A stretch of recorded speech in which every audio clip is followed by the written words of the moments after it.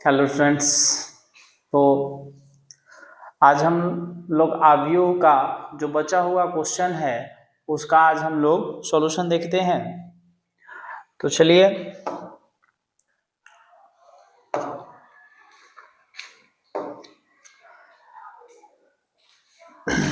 आज हम लोग क्वेश्चन देखते हैं। पिछले वाले अध्याय में हमने आपको पंक्ति और स्तंभ का डेफिनेशन बताया था। तो पंक्ति आव्यूह किसे कहते हैं? जिसमें पंक्तियों की संख्या एक हो उसे पंक्ति आव्यूह, और स्तंभ किसे कहते हैं? तो जिसमें स्तंभों की संख्या एक हो उसे स्तंभ आव्यूह कहते हैं। मतलब पंक्ति मतलब रो और स्तंभ मतलब कॉलम। तो ऐसा एक उदाहरण देना है, तो उदाहरण देने की हैं। तो ए बराबर हम लोग मान लेते हैं, कुछ भी यहाँ लिख लो, 10, 5, 15 जो मन करे वो लिख लो, बस खाली एक गुने एक कोटि होना चाहिए। कितना होना चाहिए? एक गुने एक, मतलब एक रो होना चाहिए और एक कॉलम होना चाहिए। वहां संख्या क्या है उससे हमें कोई मतलब नहीं है। 5 हो, 10 हो, ए बी हो, सी हो, डी हो, कुछ भी हो, उससे मतलब नहीं है। एक रो एक कॉलम खाली होना चाहिए। ये आपका 9 का आंसर हो गया। आइए समझ में। अब देखिए क्वेश्चन नंबर 10 में ए का मान दिया हुआ है और बी का मान दिया है। तो इसको देखते हुए उसका सॉल्यूशन बताना है। तो क्या दिया है जी? क्वेश्चन दिखाई दे रहा है ना जी आप लोगों को?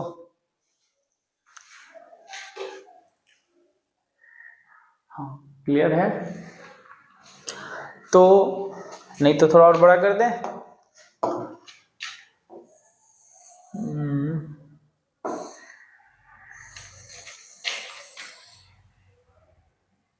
चलिए समझते हैं इसको।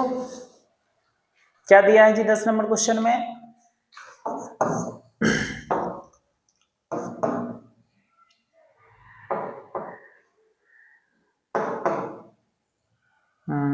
रुक जाओ।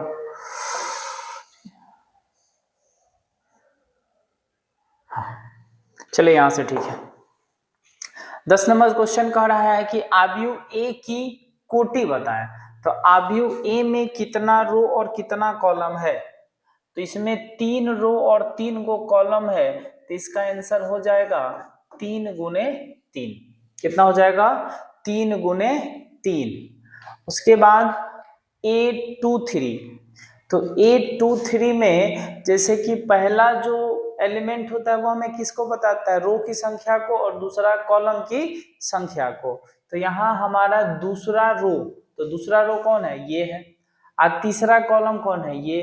तो इसमें और इसको क्रॉस कौन कर रहा है? ये ही ना कर रहा है जी। तो आपका आंसर क्या होगा? -6। ठीक। A31 तीसरा रो ये है, पहला कॉलम ये है, तो इसको क्रॉस कौन कर रहा है? 9, यानी कि इसका आंसर होगा 9। बी की कोटि, रो की संख्या 3, कॉलम की संख्या 4, तो इसकी कोटि 3 गुने 4 है, यानी कि इसका आंसर हो जाएगा 3 गुने 4। बी में अवयवों की संख्या, अवयव कै गो है? तो इसके लिए कोटि को गुना कर दो। 3 गुने 4 को गुना करेंगे कितना आएगा? 12 इसका आंसर आएगा। आ रहा है समझ में ना जी?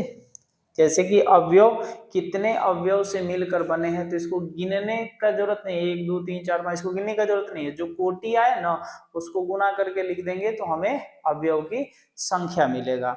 अब हमें इसका मान बताना है। तो 10 का 5 6 का B13 मतलब पहले रो का तीसरा कॉलम, पहला रो तीसरा कॉलम मतलब 19। आ रहा है समझ में? B21 में कौन है जी? दूसरा रो पहला कॉलम मतलब 35। B33 तो B33 कौन है जी? B33 में आ जाएगा तीसरा रो तीसरा कॉलम मतलब -5। B24 दूसरा रो चौथा कॉलम 12। B23 दूसरा रो तीसरा कॉलम 5/2। ये आपका हो गया क्वेश्चन नंबर 10 का आंसर। है समझ में?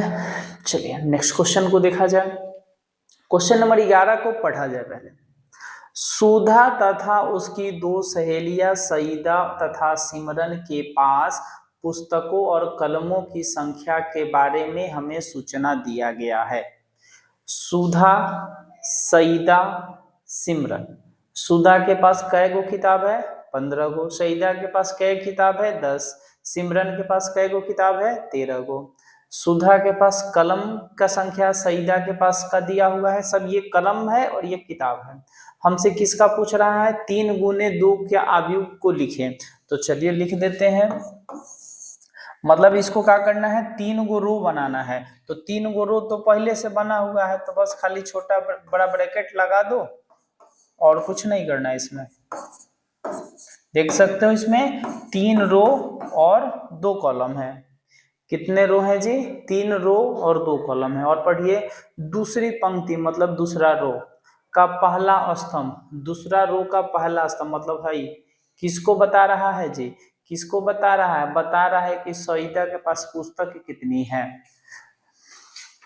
सईदा के पास पुस्तकों की संख्या को प्रकट करती है।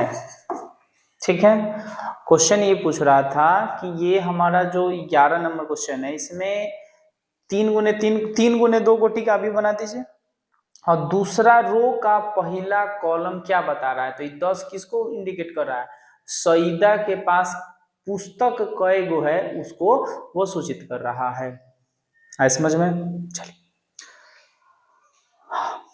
अब हम लोग इस क्वेश्चन के लिए चलते हैं।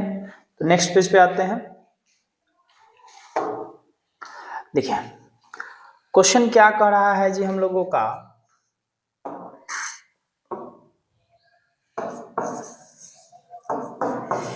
जैसे कि देखो जी, यहां ध्यान देना, ये पहले अंक पे है ना, पहला संख्या पे, तो ये भी पहला संख्या है। तो x प्लस वाई बराबर 3 होगा। x प्लस वाई बराबर 3। अब हमारे चौथा संख्या है ना जी, x माइनस वाई, तो इसके जगह पे कौन है? यहाँ पे 7 है। तो x माइनस वाई बराबर 7। 2 गो समीकरण मिल गया। और हमें क्या करना है जी? x और y का मान ज्ञात करना है। तो आप 10th क्लास में पढ़ के आए हैं ऐसा समीकरण। जैसे देखते हैं एगो प्लस में एगो माइनस में, तो क्या करते हैं जी? समीकरण 1 तथा 2 को जोड़ने पर, तो जोड़ेंगे तो ये y कट जाएगा, x 2x बराबर 7 3 10। तो 10 में 2 से ये 2 आ जाएगा बट्टा में, तो 5 हो गया। तो x बराबर कितना आ गया? 5 आ गया। ठीक। x का मान किसी में भी रख सकते हैं। तो समीकरण 1 में रखने पर, समीकरण 1 में रखने पर, तो एक क्या था जी? x प्लस वाई था, तो x के जगह पे 5 लिख दो, प्लस वाई बराबर 3। 5 उधर जाएगा तो 3 में से 5 घटाएंगे तो कितना आएगा? -2। ये हो गया आपका आंसर। आया समझ में? ठीक है, चलिए नेक्स्ट क्वेश्चन देखा जाए। नेक्स्ट क्वेश्चन है x माइनस, मतलब उसी का 2 नंबर है, 12 का 2 है। ये 12 ही ना था जी? हाँ 12 का 2 है। तो देखो इसमें भी पहला के बराबर, तो x माइनस वाई बराबर -1 समीकरण 1। 2x प्लस x1 बराबर 5। 2x माइनस वाई बराबर 0 समीकरण। और 3x प्लस y1 बराबर 13 समीकरण 4। अब क्या है जी, थोड़ा सा समझा जाए इसको। पहला इसके पहले के बराबर, तो x माइनस वाई बराबर क्या लिख दिए, -1 लिखे। दूसरा दूसरा के बराबर, तो 2x प्लस x1 बराबर 5 लिख लिए। तीसरा तीसरे के बराबर, तो 2x माइनस वाई बराबर 0। और चौथा हमारा क्या है जी, 3x प्लस वाई1 बराबर 13। चारों को बना लिया। अब यहां से कोई ऐसा दो गो समीकरण उठाना है जिससे किसी एक का मान मिल जाए। तो यहां हम लोग देख सकते हैं समीकरण 1 वाला जो भाग है, चाहे ऐसा करते हैं, y समीकरण 3 से आते हैं, समीकरण 3 से आते हैं। चलो छोड़िए, इसको भी हटाते हैं। ऐसा करते हैं, समीकरण 3 में से समीकरण 1 को घटाने पर, तो 3 ये है, 2x माइनस वाई बराबर 0, x माइनस वाई बराबर -1, माइनस प्लस प्लस, इससे ये कट गया, 2x में से x जाएगा तो x बचेगा बराबर में 1। x का मान समीकरण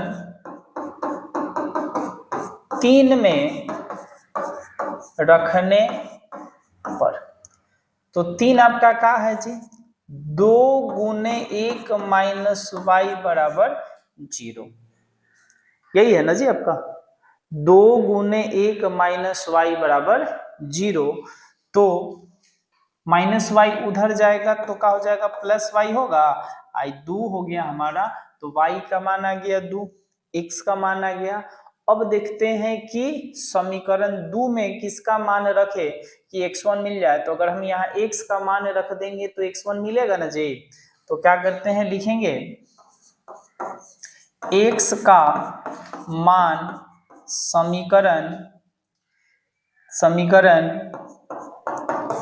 2 में रखने पर, तो 2x प्लस x1 का मान, अच्छा रुक जाइए, x का ही ना रखना है, तो x के जगह पे कितना रखना होगा, 1 प्लस नहीं है, हाँ प्लस ही है, x1 बराबर में 5 है आपका, तो x1 बराबर 5 में से 2 घटा देंगे तो कितना आ जाएगा, 3 आ जाएगा। अब किसका मान बच गया, y1 का बच गया। तो यहां भी क्या करते हैं, x का मान समीकरण कितना में रखना होगा जी, 4 में रखने पर, तो 4 में रखेंगे तो कितना आएगा जी आपका, 3 गुने 1 प्लस y1 बराबर 13, तो 13 में से 3 घटेगा तो 10। तो आपका जो आंसर आया उसको लिख लिया जाए, x 1 आया, y का जो मान है वो 2 आया, x1 का मान 3 आया और y1 का जो मान आया वो हम लोगों का 10 आया। ठीक है, हाँ चलिए तो नेक्स्ट क्वेश्चन की तरफ बढ़ते हैं। अच्छा रुकिए, उसमें एक क्वेश्चन और था गया जी, P और Q के नियामक क्रमशः इतने हैं, रुक जाइए थोड़ा सा यहाँ पे उसको छोटा करते हैं, फिर जगह बना लिया जाए। हाँ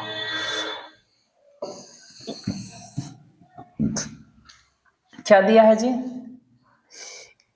x y x1 y1, इसका मान रख दिया जाए। तो x का मान कितना है जी, 1,2 और x1 और y1 का जो मान है वो 3,10। हमें PQ निकालना है, तो दूरी सूत्र जानते हैं ना जी, क्या था, x1 माइनस x2 का होल स्क्वायर, तो यहाँ 1 में से 3 घटाया जाएगा whole square, y1 minus y2 का होल स्क्वायर, तो 2 में से 8 घटाए 10 घटाया जाएगा। तो 1 में से 3 घटाएंगे तो कितना आएगा, 1 में से 3 घटाएंगे तो हमारा आएगा 2, और 2 का स्क्वायर 4। 10 घटाएंगे तो -8 का स्क्वायर 64, जोड़ेंगे तो 68, 68 का लिख सकते हैं कितना जी, 68 को लिख सकते हैं 17 चौका 68 होता है ना, तो 4 का वर्गमूल 2 निकल जाएगा, 17 रूट के अंदर बच गया, आपका हो गया आंसर।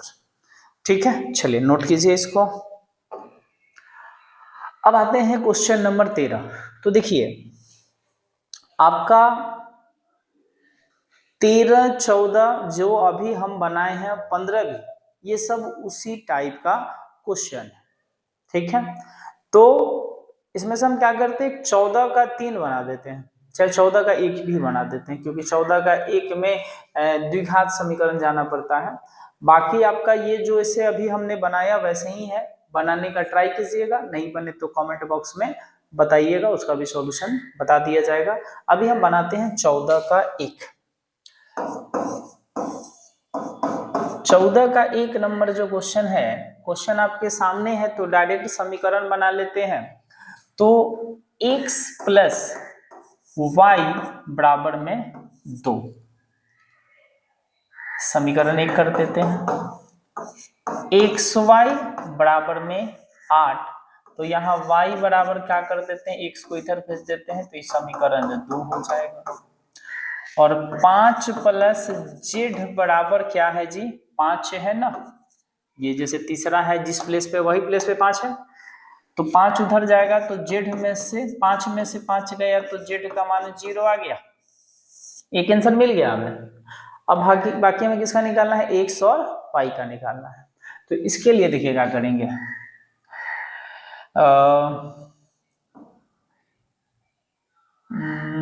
एक्स पहले लिख देते हैं समीकरण 1 से, तो x प्लस वाई बराबर 2। अब y का जो मान है ना, वो यहाँ पे लिख देते हैं, 8/x बराबर में 2, ब्रैकेट में लिख देंगे समीकरण 2 से।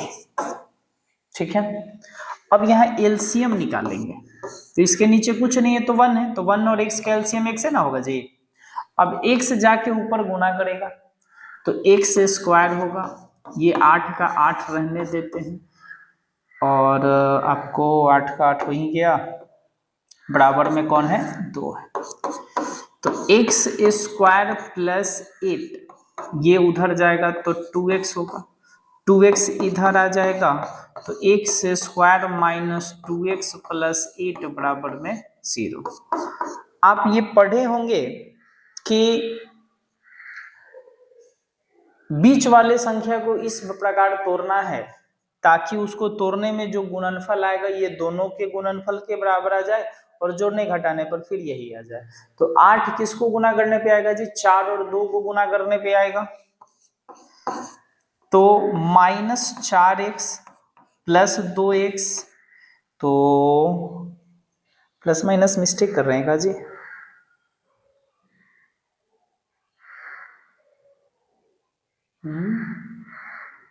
प्लस माइनस का मिस्टेक है, क्योंकि यहाँ प्लस 8x,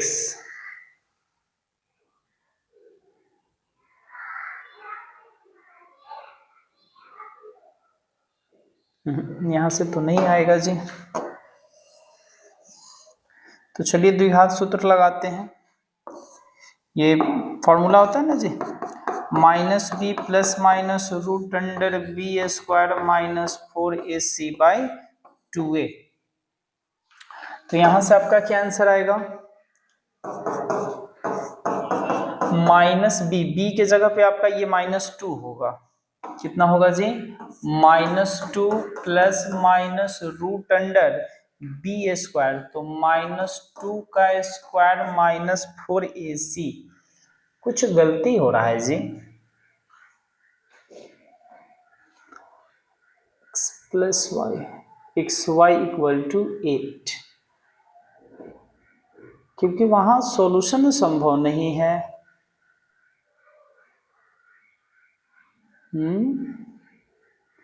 y के जगह पे रखना था 8/x बराबर 2, तो 2x इधर आएगा तो -2x।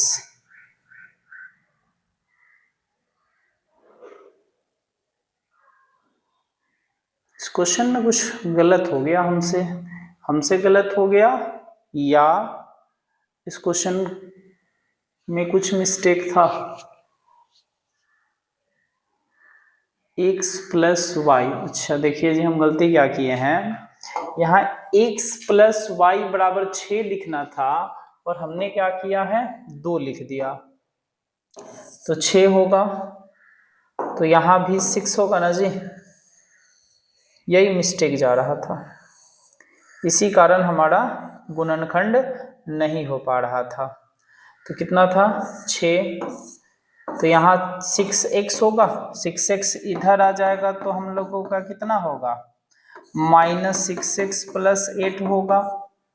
अब यहाँ से स्प्लिट करेंगे तो -4x minus 2x plus 8 equal to 0, तो यहाँ x कॉमन निकालेंगे तो x -4 होगा, अब -2 कॉमन लेंगे तो x -8 होगा, अब बराबर में 0 था। तो x माइनस, रुक जाइए, एक चीज और मिस्टेक हो रहा है, एक बार मिस्टेक जब होता है ना जी, तो ये मिस्टेक होते चला जाता है। तो यहाँ x -4 और x -2 इक्वल टू 0, तो x का यहाँ 2 गो मान आ जाएगा, 2 और 4।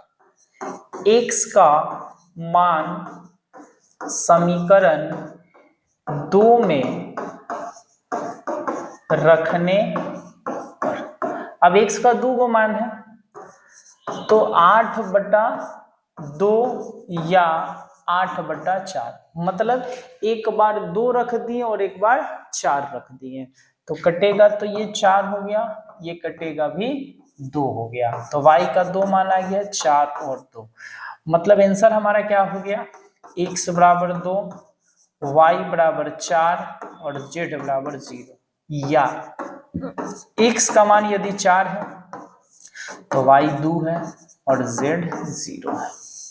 ठीक है, यही हो गया हमारा आंसर। ठीक है, चलिए नेक्स्ट क्वेश्चन की तरफ बढ़ते हैं, आए समझ में। 14 नंबर का 3 नंबर देखते हैं। इसमें देखो ये डायरेक्ट आंसर है, x का मान 1, y का 4 और z का 3 हो गया आंसर, इसमें कुछ नहीं करना है, सामना सामनी है, इसमें समीकरण बनाने की जरूरत नहीं है। 3 नंबर देखा जाए, 14 का 3, x plus y plus z बराबर 9, समीकरण 1, x प्लस जेड बराबर 5 और y प्लस जेड बराबर 7। अब यहां देखेंगे तो समीकरण 1 को लिखते हैं पहले, समीकरण 1 से x plus y plus z बराबर 9 है, ठीक, और y प्लस जेड का मान 7 है, तो यहाँ y प्लस जेड के जगह पे 7 लिख देते हैं बराबर 9, अब ब्रैकेट में लिख देंगे समीकरण 3 से। कुछ समझ में आया जी, यहाँ x plus y plus z का मान 9 था, अब y प्लस जेड का मान 7 है, तो y प्लस जेड की जगह 7 रख दिए, अब 7 को उधर घटा देंगे तो 9 में से 7 जाएगा तो 2 आया, तो x का मान कितना आ गया, 2 आ गया। समीकरण x का मान समीकरण 2 में रखने पर, 2 में रखने पर, तो 2 में रखेंगे तो 2 प्लस जेड बराबर 5, तो 5 में से 2 गया तो कितना आ गया, 3 आ गया। फिर क्या करते हैं, जेड का मान समीकरण 3 में रखने पर, तो आपका क्या कह रहा है जी, y प्लस जेड था तो जेड के जगह 3 लिखाएगा, 7, तो y का मान हो जाएगा 7 में से 3 गया तो हो जाएगा 4, यानी कि आपका आंसर हो जाएगा x बराबर 2, y बराबर 4 और z बराबर 3। ये हो गया आपका आंसर। ठीक है, समझ में आया होगा। चलिए नेक्स्ट क्वेश्चन की तरफ बढ़ते हैं। तो 15 नंबर क्वेश्चन भी आपका इसी प्रोसेस पे आधारित है, 4 समीकरण बनाएंगे और उसको मान निकाल लेना है। चलते हैं 16 नंबर क्वेश्चन की तरफ। 16 नंबर क्वेश्चन से देखिए अब क्या करना है, a plus b, a minus b, ये सब निकालना है। तो क्वेश्चन आपके सामने ही है, a प्लस बी। तो देखते हैं क्वेश्चन में a का मान क्या दिया हुआ है, 2 4 3 2 प्लस b कितना है 1 3 माइनस 2 5। तो 2 और 1 जोड़ेंगे तो 3, 4 और 3 7, 3 में से 2 जाएगा 1, 2 और 5 हो गया 7। नहीं समझ में आया तो ये समझिए, इसका पहला जुटेगा तो 2 और 1 कितना हो गया 3, इसका दूसरा जुटेगा तो 4 और 3 7। फिर दूसरा रो में आए तो इसका पहला जुटेगा, लेकिन माइनस का चिन्ह है जिसके कारण घट गया। 2 और 5 को जोड़े तो 7 हो गया, यही हो गया हमारा आंसर। ठीक, सेम कार्ड माइनस में करना है, इसको घटा देना है। ठीक है, a minus b, 2 4 3 2 minus 1 3 minus 2 5। तो 2 में से 1 घटाएंगे तो 1 हो गया, 4 में से 3 घटाएंगे 1 हो गया, ये माइनस माइनस प्लस हो जाएगा तो 3 और 2 5 हो गया, 2 में से 5 गया तो माइनस 3 हो गया हमारा आंसर।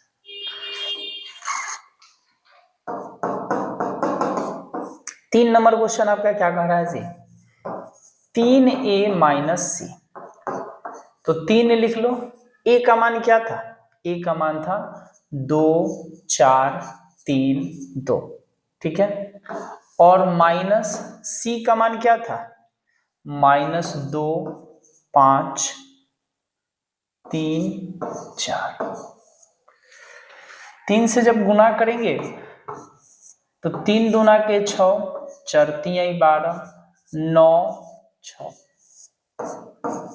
माइनस 2 5 3 4। अब घटाना है तो यहाँ माइनस का चिन्ह पहले से है, तो ये माइनस माइनस क्या हो जाएगा, प्लस हो जाएगा। तो 6 और 2 8, 12 में से 5 घटाएंगे 7, 9 में से 3 घटाएंगे 6 और 6 में से 4 घटाएंगे 2। ठीक है, आया समझ में। चलिए नोट कीजिए जल्दी से।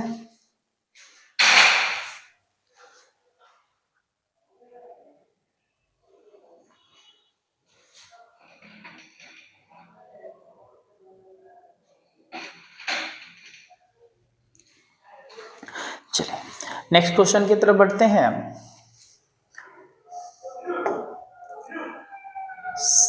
17 नंबर क्वेश्चन भी आपका वही है, तो 17 का 2 बना देते हैं हम, 17 का 2। 17 का 2 में आपका क्या कह रहा है जी, 2a माइनस बी। तो a का मान आपका कितना है, a का मान है 1 4 माइनस 1, 2 6 5 माइनस b का मान कितना है आपका 3 माइनस 2 माइनस 6, 2 0 माइनस 7। 2 से इसको गुणा कर दीजिए, 2 8 माइनस 2, 4 12 10,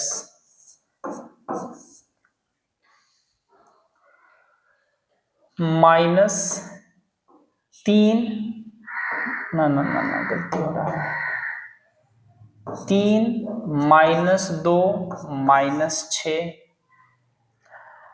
2 0 माइनस 7। तो 2 में से 3 घटाएंगे तो -1, ये माइनस माइनस प्लस हो जाएगा तो 8 2 10, ये माइनस माइनस प्लस हो जाएगा तो 6 2 8 9, प्लस हो गया तो 6 में से 2 गया तो 4, 4 में से 2 जाएगा 2, 12 में से 0 घटाएंगे 12, और माइनस माइनस प्लस हो जाएगा तो 10 और 7 17। ये हो गया आपका आंसर। नहीं समझ में आया? फिर से देखिए, 2 में से 3 घटाएं तो -1, 8 में से, तो ये माइनस था तो माइनस माइनस प्लस हो गया तो 8 2 10, ये माइनस माइनस प्लस हो गया तो 6 में से 2 घटाएंगे तो कितना आएगा? 4 होगा। 4 में से 2 घटाएं 2, 12 में से कुछ नहीं घटाएंगे तो 12, ये माइनस माइनस प्लस, तो 10 और 7 मिलकर कितना हो गया? 17 हो गया। ठीक है, चलिए वीडियो कैसा लगा कमेंट बॉक्स में बताइएगा। नेक्स्ट वीडियो में नेक्स्ट सॉल्यूशन देखते हैं।